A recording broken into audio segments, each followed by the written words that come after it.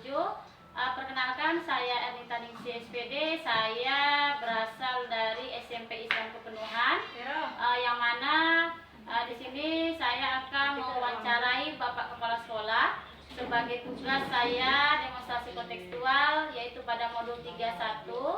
Baiklah, kebetulan Bapak Kepala Sekolah berada di ruangannya. Jadi mari Bapak Ibu saksikan bersama-sama. Assalamualaikum.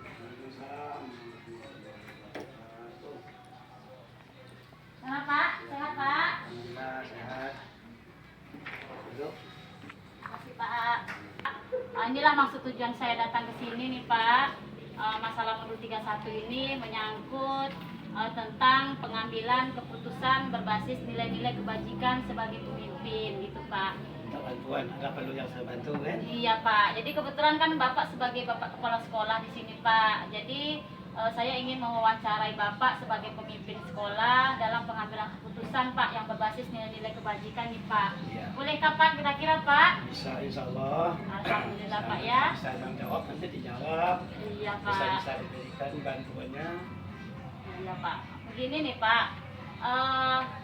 Tapi mohon maaf nih Pak ya, ini karena menyangkut masalah tugas, jadi saya melakukan pertanyaan ini Pak sesuai dengan panduan yang ada di LMS ya Pak ya. Jadi selama Bapak menjadi kepala sekolah di sini Pak, mungkin pernah ya Pak yang mengalami dilema-dilema ya Pak ya, kira-kira Pak ya? Kalau dilema masalah kan? Iya Pak. Baik. Selama jadi kepala sekolah. Saya uraikan ada masalah yang ada di sekolah kita ini. Yang sudah sampai. Yang pertama dua masalah nanti saya uraikan. Yang pertama masalah dana BOS, yang dimana ada salah seorang dari tim pengaman sekolah kita ini datang kepada saya, dia meminta dan bagian menanyakan bagaimana dana BOS untuk kami dari pengaman. Apa pula sudah dari dia security ya gitu Pak ya maksudnya ya. Oke, iya ya. Dia menjelaskan sehingga kepada saya kalau dari emas itu sudah terima kami. Ada sekolah lain, kalau di emas di sekolah lain sudah terima, tapi dampaknya dari Bapak belum. Padahal dari Bapak ada sudah 1 tahun ini belum kami menerima. Saya biarkan aja dia berbicara. Terus dia menguraikan, dia mengatakan apakah kita itu tidak lagi untuk ada kerjasama. Kalau tidak ada kerjasama, dia mengatakan ya kalau nantinya ada masalah dari SMP, kamu tidak tanggung jawab. Contoh, ada keluar masuk umpamanya anak-anak SMP, ya keluar lah, masuk lah. Ya pokoknya kamu tanya, kata saya security, tim apa namanya itu kelompok. Security Pak. Iya ya. Jadi lama bicara masalah sampai kepada pengaman sekolah. Ada umpamanya kita membuat acara seperti perpisahan, itu perlu pengamanan. Besok kalau tidak ada lagi itu kerjasama, tentu kami tidak mengaman, apalagi melihat itu. Padahal sekali sampai dia banyaknya SMP masuk orang sini, tergantung kami karena kami orang disiplin. Sampai sekarang ternyata kami tidak dapat dan tidak dapat. Itulah kesimpulan ya. Masih banyak lagi. Berarti itu dilema bagi Bapak ya Pak ya. Jadi saya jawab, tapi gini biarlah saya jawab lagi. Jadi jawab saya kepada dia, kalau Bapak menanyakan dana BOS kepada saya, dana BOS itu sudah ada ketentuan. Kalau masalah nak sama dengan sekolah lain, SD, SMP, itu memang sebenarnya sama. Tapi kalau orang tua dari Bapak itu mungkin di lain acara. Kami juga mengikuti acara. Tapi secara garis besar dana bos tidak ada untuk siapa. Itu saya jelaskan kepada dia. Karena besok orang bertanya sama bapak, saya tidak ada masalah bos dari SMP di mana tidak ada. Seperti itu Pak ya. Berarti itu juga bagi dilema bagi kita juga ya Pak ya. Iya. Jadi Pak dalam menanggapi kasus-kasus masih panjang ada lagi masalah pengamanan terhadap sekolah. Sebenarnya bapak salah. Kenapa salah Pak? Masalah pengamanan di sekolah bapak SK bapak dari yayasan, bukan dari SMP. Kalau SMP itu punya yayasan wajib bapak memberi keamanan dari SMP. Tapi kalau SK bapak dari SMP bapak tidak wajib memberi keamanan dari SMP. seperti itu Pak ya. Berarti itu kan di dilema lah pokok sekarang nih Pak ya. Kemudian Pak bagaimana Pak selama ini Pak Bapak menanggapi kasus-kasus tersebut nih Pak, misalnya dalam menjalankan keputusan di sekolah Bapak Pak, dalam kasus yang tadi itu Pak, menurut Bapak nih langkah-langkah atau prosedur seperti apa Pak yang bisa Bapak lakukan Pak gitu dalam kasus tadi itu, salah satu langkah-langkahnya Cara langkah-langkah yang saya ambil dalam membuat keputusan terhadap masalah yang terjadi, iya. yang telah disampaikan tadi. Yang pertama masalah itu yang saya ambil itu saya ajak kerjasama seperti majelis guru. Saya bicarakan kepada majelis guru itu apa yang telah disampaikan oleh seperti tersebut saya sampaikan. Ya ternyata dalam hal ini ya memang keputusan dari atasan dalam pos itu peraturan memang tidak ada.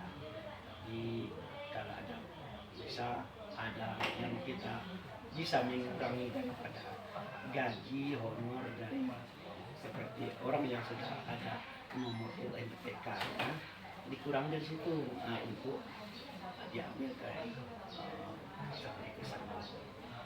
Panggil guru-guru musyawarahkan itu satu ya yang ada bisa diambil untuk mengambil keputusan. Kemudian Pak dalam kasus tersebut Pak apa saja Pak nih yang merupakan tantangan Bapak nih Pak dalam mengambil keputusan pada kasus tadi nih Pak? Tantangan dalam mengambil keputusan ya tentu ada. Yang pertama tantangan bagi saya untuk mengambil keputusan tersebut. Yang jelas nanti kan ada dikasih data orang ya honor orang itu dari sini ada.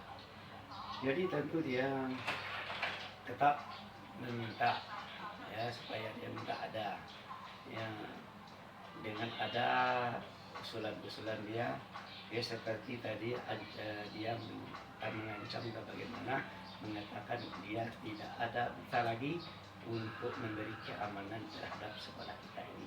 Itu akan yang tantangannya Pak ya berarti yang namanya itu kalau bisa kita kerjasama tetap ada jalan keluarnya. Ya, mudah-mudahan Pak ya. Kemudian ini Pak dalam kasus tersebut tadi Pak adakah Pak seseorang atau faktor-faktor apa yang selama ini mempermudah atau membantu Bapak dalam pengambilan keputusan Pak dalam kasus dilema etika tadi Pak? Yang jelas untuk memudahkan yang membantu tentu kawan terutama bendahara yang untuk wakil kepala itu wakil kepala sekolah itu yang pertama untuk membantu ya untuk menyelesaikan dalam dilema tadi Pak ya, mendampingi daripada masalah tersebut. Berarti adanya kerjasama antara bendahara ya kepala sekolah kita semua lah yang terlingkup pada sekolah sekolah guru karyawan ya yang ada di SMP itu kita akan bersama persatuan. Oke Pak ya, berarti Kemudian nih dalam pengambilan tadi Pak, pengambilan keputusan tadi Pak, terutama pada kasus-kasus tadi nih Pak, kan ada dua kepentingan yang sama nih Pak, sama-sama benar dan sama-sama mengandung nilai kebajikan Pak. Jadi bagaimana Bapak menjalankan keputusan itu Pak?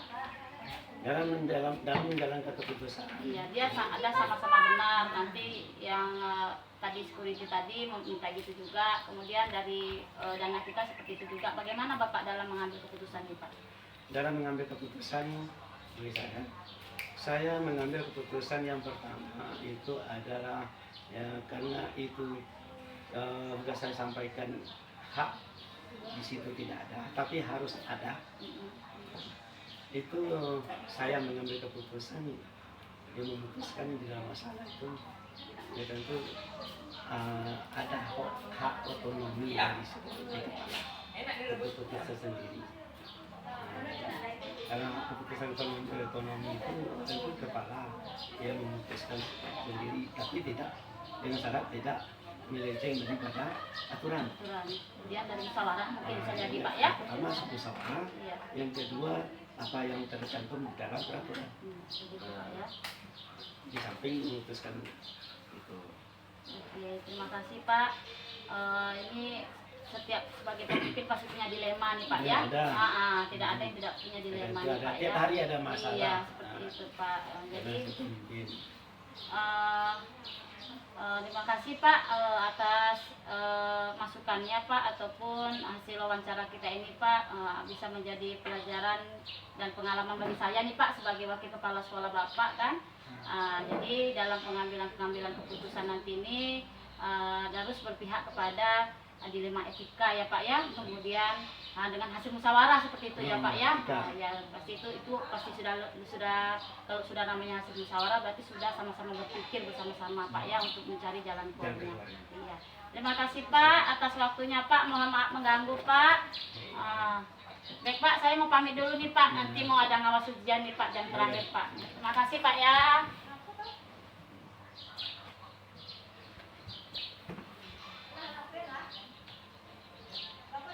Assalamualaikum warahmatullahi wabarakatuh. Ibu fasilitator, kemudian Ibu PP dan rekan guru hebat yaitu terutama CGP Angkatan 7.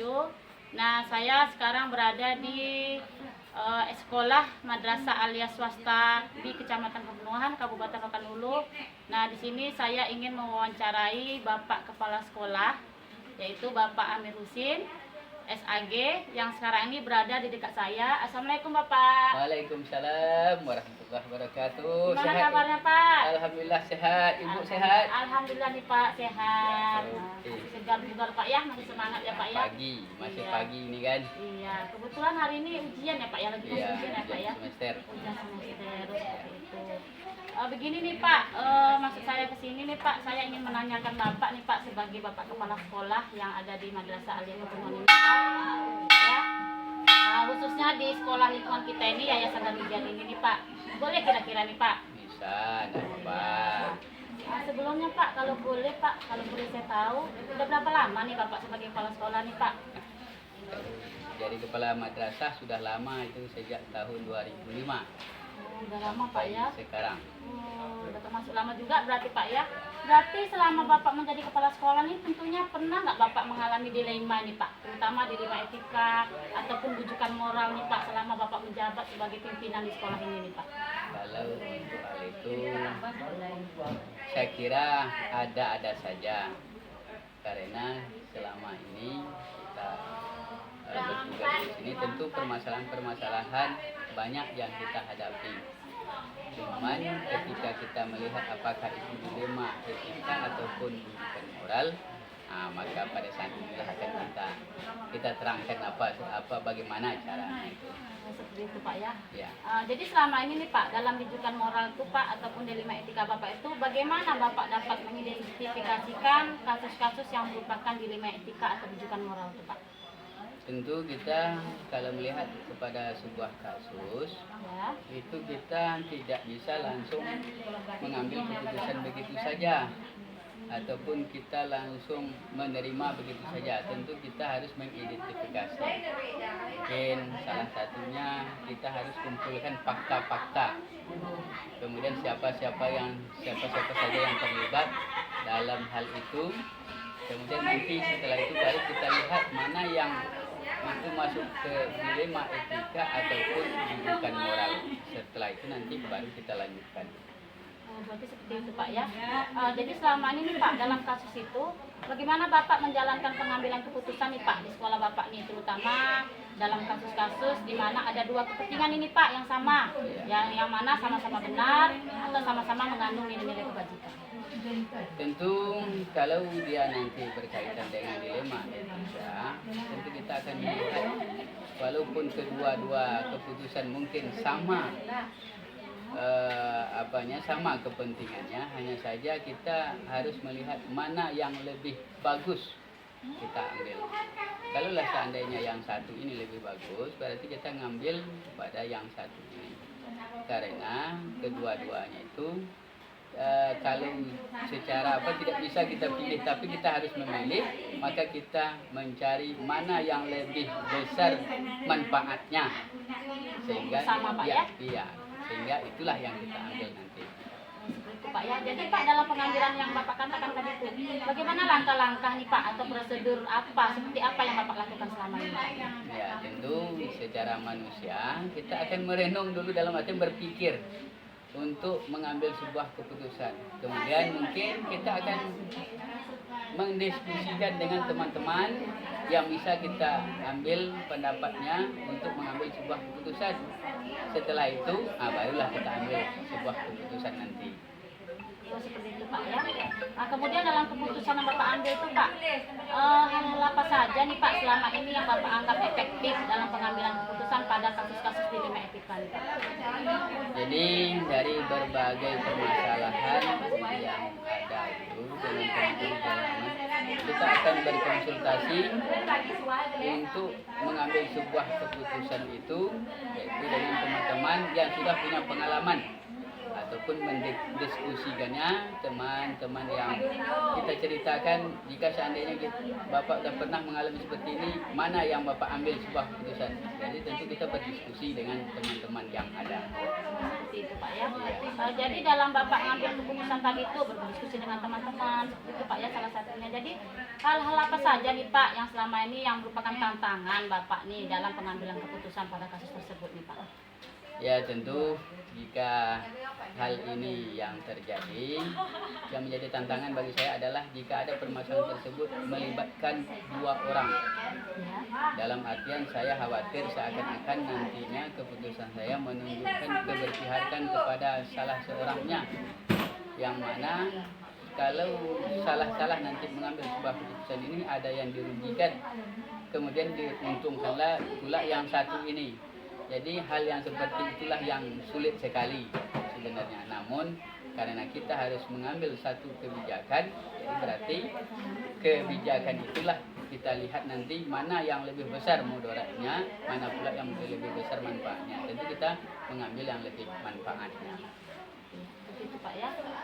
Kemudian nih Pak, dalam Bapak tadi memilih antara dua tadi, mana yang lebih besar nih Pak ya, mana yang lebih murah. Tapi sebelum itu Pak kan, apakah Bapak nih memiliki sebuah tata kala nih Pak atau jadwal tertentu dalam menyelesaikan sebuah kasus nih Pak?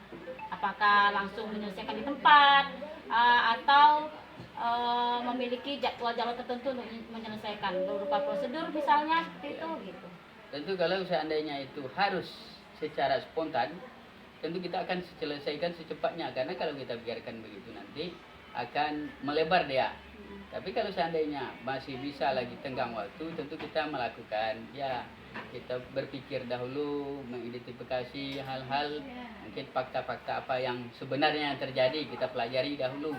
Kemudian mengapa hal itu terjadi, kemudian bagaimana seharusnya, kemudian apakah kita apakah bisa kita perbaiki atau tidak, sehingga nanti setelah kita berpikir ataupun mengkaji masalah-masalah tersebut dalam mengambil sebuah keputusan, tidak salah kita lagi, karena memang sudah kita pikirkan, sudah kita renungi, dan sudah kita kaji fakta-fakta yang terjadi.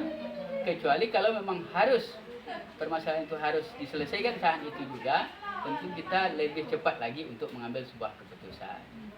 Begitu Pak ya, oke Pak. Berarti Pak, adakah Pak ini dalam Bapak tadi yang Bapak katakan tadi itu, adakah seseorang nih Pak atau faktor-faktor apa saja selama ini Bapak untuk mempermudah dan membantu Bapak dalam pengambilan keputusan Pak pada dilema etika ini Pak? Tentu kalau ini kan kita ada beberapa orang, mungkin ini ada wakil-wakil. Kemudian mungkin kita juga bisa meminta bantu kepada, karena kita ada atasan, mungkin yayasan. Kemudian juga ada pula kalau dari segi pemerintahnya, madrasah ini kan di bawah naungan Kasih Pendidikan. Kalau seandainya terjadi itu, berarti kita akan berkompromi dengan mereka, minta pendapat dengan mereka. Yang paling dekat itu adalah dengan yayasan biasanya. Kalau ada sesuatu hal, tentu kita membicarakan dengan yayasan. Itu kalau yang sifatnya fatal atau yang tidak bisa menyelesaikan sendiri Pak Iya, ya? iya. Kalau masih bisa kita selesaikan sendiri, ya untuk apa melibatkan orang kan? Nah. Oke. Bagus sekali Pak ya, menurut saya Pak, wawancara kita ini dapat menjadikan suatu pembelajaran ini Pak bagi saya nih Pak. Mana tahu nanti kemudian hari saya menjadi seorang pemimpin nih Pak. Iya. Jadi saya juga bisa belajar dari Bapak masalah kebijakan-kebijakan Bapak di sekolah ini dalam mengambil keputusan ini Pak. Terima kasih banyak Pak atas waktunya. Kemudian Pak, saya mohon maaf jika mengganggu daripada kegiatan Bapak hari ini. Iya. Ini karena saya kebetulan mau mengawal hujan lagi nih Pak. Saya mohon pamit ya Pak. Assalamualaikum. Waalaikumsalam warahmatullahi wabarakatuh. Terima kasih.